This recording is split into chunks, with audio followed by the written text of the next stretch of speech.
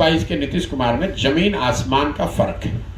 आपके ही एक मित्र बता रहे थे कि पहले 5 साल के जो नीतीश कुमार थे उन्होंने काम किया था, लोगों को लगा था कि ये आदमी कुछ बिहार में सुधार करेगा, और वही वजह है कि इसी बिहार की जनता ने, मान लीजिए कि मेरी बात छोड़ दीजिए, इसी बिहार की जनता ने उसी नीतीश कुमार को 200 से ज़्यादा सीट एनडीए को जिताया था 2009-10 में, आपको याद होगा।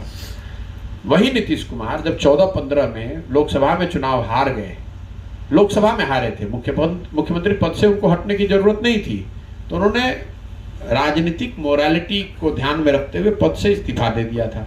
उनके पास 120 विधायक थे, लेकिन उन्होंने पद से इस्तीफा दे दिया था। आज वही नीतीश कुमार चुनाव हार गए हैं 2020 में, उनके पास सिर्फ 43 विधायक हैं, फिर भी कोई ना कोई जुगत लगाकर मुख्यमंत्री बने हुए हैं। ये वो नीतीश कुमार हैं जो 2014 में 7 निश्चय जब मैं बनवा रहा था उनके साथ मिलकर, तो 15 दिन तक अफसरों के साथ, सिस्टम के साथ बैठकर ये तय किया गया था कि एक एक जो वादे किए जा रहे हैं 7 निश्चय में, उसका बजट और उसका संसाधन कहां से आएगा। आज वो नीतीश कुमार गांधी मैदान में एक दिन खड़े होते हैं और बताते हैं कि 10 लाख लोगों को सरकारी नौकरी दे दूंगा, जबकि 2 महीना पहले तक कह रहे थे कि ये तो संभव ही नहीं है। तो नीतीश कुमार, उन्होंने 7 निश्चय, आपने कहा प्रचार किया, तो प्रचार किया, उसके साथ साथ ये भी कहा कि 7 निश्चय को लागू किया जाए। 7 निश्चय की योजना लागू है, और अगर लागू नहीं है, मान लीजिए कि आप वोटर हैं और 7 निश्चय की योजना के आधार पर नीतीश कुमार के उससे पहले के काम काज के आधार पर आपने 2015 में उनको वोट दिया, 15 के बाद उन्होंने 5 साल 7 साल काम नहीं किया, तो आपके पास 2 विकल्प है कि चूंकि आपने उनको 2015 में समर्थन दिया था तो आप लगातार जीवन भर समर्थन देते रहे, या आप ये कहें कि नहीं, इनको समर्थन जिस पर दिया था ये काम किया नहीं, मैं समर्थन इनको न दे किसी दूसरे को दूंगा।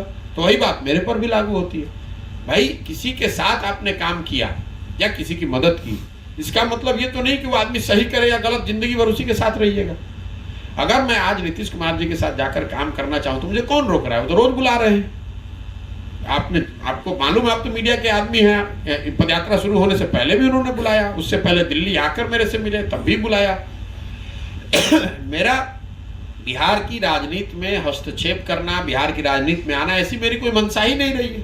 आप कह रहे हैं कि जीत जाइएगा तो क्या कीजिएगा क्या नहीं कीजिएगा। 15 में तो चुनाव हम जीत गए थे ना। अगर हमको यहाँ मंत्री बनना होता, बिहार की सरकार में रहना होता, तो हमको 15 में कौन रोक रहा था? हम ही बना रहे थे, हमारे ही सहयोग से बना था। हम ही उस समय उनके मुख्य सलाहकार थे, जिसको जरूरत हो, जिसकी मन होता अपनी खुद बन जाते। हमारी कोई उस समय समझ ही नहीं है ऐसी थी कि हमें बिहार में कुछ ऐसा करना है। भाई, अच्छा काम होना चाहिए। मैंने ये भी कहा कि आज 10 लाख नौकरी देने लड़कों को मैं छोड़ देता हूँ काम, अभी ये पूरा अभियान वापस ले लेंगे, मैंने तो ऑन रिकॉर्ड कहा है। लेकिन अगर बिहार में सुधार नहीं हो रहा है या दिनों दिन स्थिति और खराब होती जा रही है, मैं भी यहीं का लड़का हूं, तो आकर मुझे प्रयास नहीं करना चाहिए।